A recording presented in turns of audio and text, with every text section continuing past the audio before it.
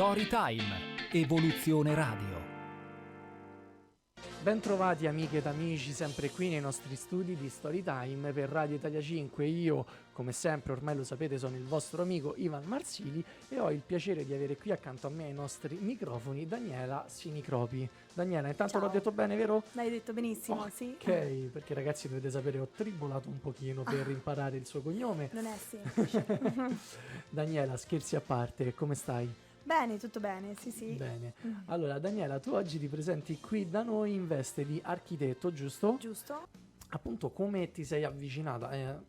Allora, tu nasci in America, ti trasferisci qui ai tempi più o meno del liceo, giusto? Liceo, sì. E come è iniziata il tuo percorso per diventare poi architetto? Quindi tu sei diventata architetto qui in Italia? Sì, senz'altro, la laurea e anche l'abilitazione Ok. l'ho presa qui e Ok. poi ho fatto anche un dottorato in ingegneria, sempre in Qui? Italia, insomma in Europa, diciamo, perché sì, poi ho viaggiato un po' in Germania per prendere questo dottorato, quindi però insomma ecco sì, questa passione per il costruito era un po' sempre presente, quindi ho Intrinseca. scelto di fare, sì, intrinseca, quindi ho scelto di fare architettura. E dopodiché uno capisce anche che è la propria strada, no? Strada facendo capisci se la strada è quella Certo. corretta o meno.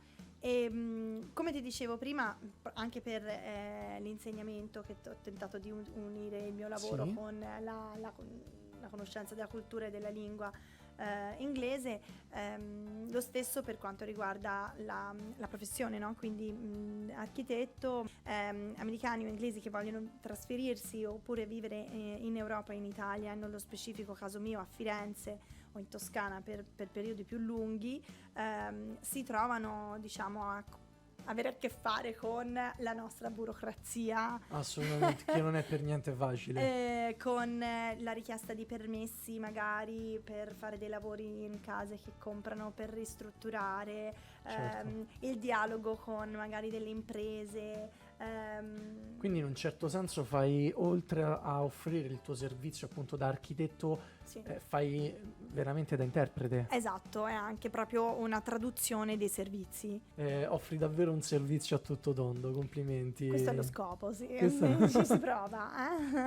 No, ma credo che ci riesci anche abbastanza bene. Mi sembri una persona davvero molto solare e sono sicuro che riesci in questo, Oh, grazie. assolutamente.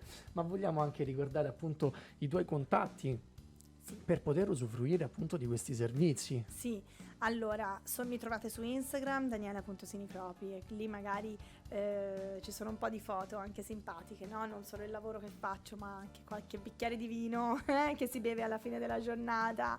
Non manca mai. Magari ecco, per chi si vuole trasferire c'è anche da sapere cosa si può fare nei vari Certo. quartieri. Certo. Che ne so, mi voglio trasferire in questo quartiere, però non vorrei nemmeno troppa confusione la sera, quindi ecco, magari lì su Instagram si trovano anche questi dettagli.